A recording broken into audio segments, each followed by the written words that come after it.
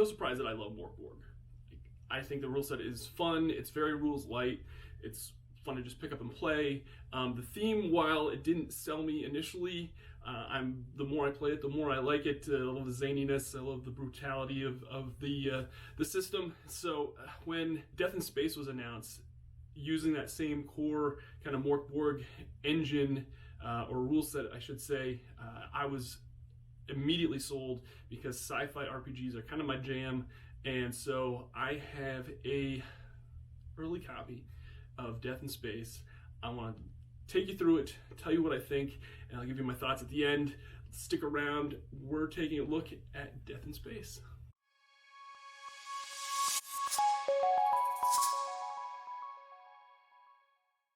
This is Death in Space, the book. It is 130 pages long. I will say that right off the bat, this book feels more substantial than the Mörk Borg book. I don't have a copy of Mörk Borg anywhere close to me, but it is pretty substantial. It feels heavier than Mörk Borg, which I guess would probably make sense because I believe it has more of a page count. So the front of the book has this great like holographic foil on it, really kind of digging that vibe on it. And then inside the front cover and the back cover, you've got your cheat sheet for rules, and this is just a really great quick reference if you want to get somebody up and running, or if you're GM and you just want to check something really quick, you can there. And then just some random equipment, electronics, food, clothing, repairs, usable services, fuel cost, some really great handy tables right here to have access to.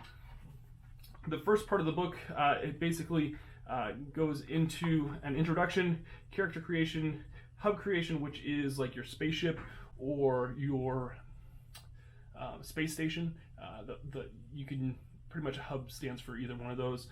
That's one thing that I really love about this game, is that you have that part of the game, whereas Mörk Borg didn't really have that. So let's go right into character creation. Character creation, you're going to have some abilities. The abilities are body, dexterity, savvy, and tech. Body just basically stands for like strength and melee attacks, all that. Dexterity is your reflexes, poise, speed, all sorts of things that apply with that ability. Savvy, perception, intuition, piloting, that's that kind of stuff. Tech is understanding technology, and also it is used for range attacks. And then you have your origin. You have all sorts of, you have a carbon, solopod, velocity curse, void, chrome, punk. Love all 6 of those. And then you can roll for your different background, trait, and drive. Character details, you can even roll a d20 to see what you look like. Hit points and your defense rating. Just basically your hit points are whatever. You start with 1d8 maximum hit points, and then when you rest you recover 1d8 plus body hit points. Awesome, love it. Just very, very rules light. Get you up and running. You can make a character in just a matter of minutes. Starting gear, personal trinket. Getting started, and this kind of just goes over how you create your hub. You can create, look at the art in this book. That's one thing that I really enjoy about this book, is that while I did like the beautiful chaoticness of Mörk Borg, this kind of has a little bit more of a traditional format and layout. You got your hub background, your hub quirk, playing the game, general rules. You do ability checks. It's 1d20 plus whatever your modifier is for your body. Your modifier is when you start and you build your character creation, you roll 2d4, and then you do one minus the other, and that's your modifier for your ability. So if you rolled a 4 and a 3, then your body modifier is 1. So you're going to roll a d20 plus 1. If you were to roll a 3 and then a 4, your modifier might be -1. So I love the randomness of character creation that way. advantage and disadvantage, basically you can roll 2d20, take the better or the worse depending on if you have advantage or disadvantage. The one thing that I really love about Death in Space is this new mechanic called void points. Void points, basically, if you botch a roll or you fail a roll, you can gain a void point, and you can have 4 void points total, and basically void points are used to give you an advantage in a future roll. But here's the bad thing, that if you fail when you have advantage with a void point, then you get some sort of void corruption, cosmic mutation. I just love that failing forward mechanic for this game. It's just so yeah, cosmic mutations, all those different things. You've got combat rounds. Initiative just goes by whoever initiates the combat first, and then they pick who they want to go next, and so on and so forth, until everybody goes. And then the last person can even choose themselves to go in the next round, or they can choose somebody else. Super fun, love it. All sorts of charts, spacecraft confrontations. Oh, it's just so good. You've got extras, so you have principles. There is a section on the setting, and while the setting is really good, I just like the system, the system in general. I don't know how much I would use the actual Tenebris system that they created in this book. I probably will, but it just I just love the fact that it just gives you a rule set to kind of just play whatever sci-fi game you want with these rules. The Tenebris system is, though, their actual setting that they have for Death in Space. You've got cults. Welcome to the Ring. The Ring is like this big space station that's put together by all these derelict ships that are all welded together out in space. I love that. I love the setting of low tech, or tech that's kind of hacked together to make useful. I just like that. I'm a post-apocalyptic guy anyway, so to have that as the main system, or the main setting, yeah, I kind of dig that. So I probably will use most of the setting that they have for Death in Space.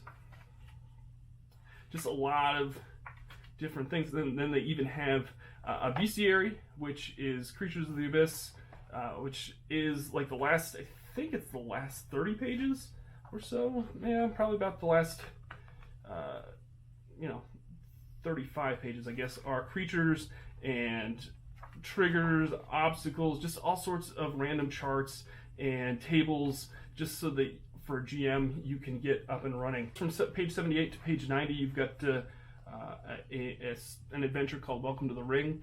This is probably good to probably get you through a few sessions, and then you can just kind of go from there. There are some really great adventures that were unlocked with the stretch goals of the Kickstarter, which I really enjoy. So hopefully maybe we'll see those in print at some point. But yeah, Death in Space, this is what the front cover looks like. The back cover also has that holographic foil with this cross. Yeah, let me give you my final thoughts. So Death in Space was one of my most anticipated RPGs. I love it even more so now that I have the physical book here. I think it is just everything that I love about Mörk Borg, and then some. I love the fact that it's a little more, the rules are a little more advanced. I do like the fact that the rule book is a little is less chaotic as Mörk Borg. Nothing against Mörk Borg, but I know a lot of folks don't really like the beautiful chaoticness of that book. But I don't mind it. I don't mind it all that much.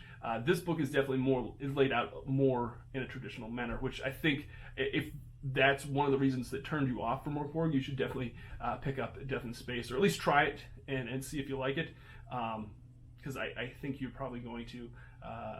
Again, it's not super crunchy, but it's crunchy enough.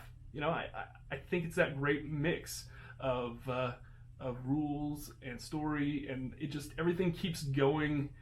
We've played it a few times on this show already because I got PDFs early, and so I just, the more I play it, the more I love it. I can't wait to see the community kind of gather around this game like they did Mörk Borg. At some point, I actually would like to maybe design some community content for this game myself. So, and there is an open license for this game. So if you pick it up and play it and love it, and you want to start making your own community content, go for it. And there's the license on the website. I'll put the link to their website. They actually just put up a random PC generator, which is really, really cool. It's one thing that I love about Mörk Borg is that scum birther, so that you could just kind of click a button and print out a character sheet and start playing. So I like that they did that for this game as well. Might want to pick up, I mean, maybe you might want to print off a PC or two just to be on the safe side. Your characters are definitely fragile, so don't be surprised if you go through a player character or two, so don't get too attached, but I think it's definitely a fun game, and it will be right up there for my RPGs of 2022. So that's my early look and hot take on Death in Space. If you enjoyed it, please hit that like button down below. If you'd like to see more of this type of content, let me know in the comments, or if you're going to, if you're excited about Death in Space as well, let me know down there as well. I really greatly appreciate our community here on YouTube. So if you haven't already, please hit that subscribe button. We'd love to have you as part of our VCG community.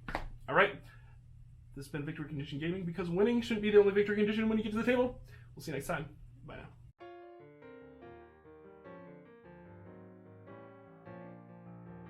Thanks so much for watching this video. If you would be so kind, and make sure you hit that like, comment, and subscribe, all the YouTube jazz that we're supposed to do here. It really is greatly appreciated. And if you'd like to support us more, you can check us out on Patreon. Just go to patreon.com/victoryconditiongaming. We have all sorts of Patreon perks, and it definitely helps support our show. Thank you so much.